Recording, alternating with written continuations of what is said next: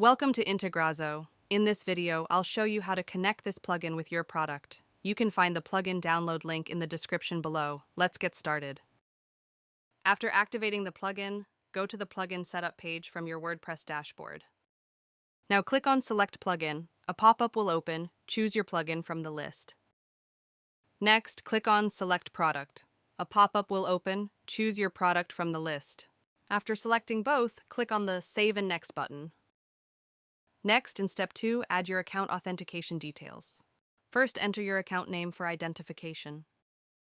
Next, select your account data center name.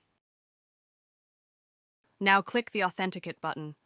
Now it will redirect you to your Zoho account. Here, review the permissions and click Accept. After that, it will redirect you back to the WordPress plugin page. Step 3 is the field mapping section. Here, you can map your form fields with your product fields. First, select the form you want to integrate from the list. Next, choose the module you want to connect from the list. After selecting both, click on the Save and Next button. Now the field mapping area will open.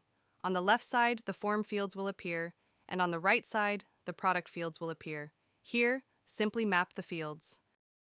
After completing the field mapping, click on the Save Mapping button. Now the integration is completed successfully. Next, go to the Setup page. Here, all your integrations will be listed. You can enable or disable any integration using the toggle button. Next, click on the Logs tab at the top. Here, all the entries are listed, including successful and failed records. If needed, you can also resync the entries from here. That's all for now. Thank you for watching.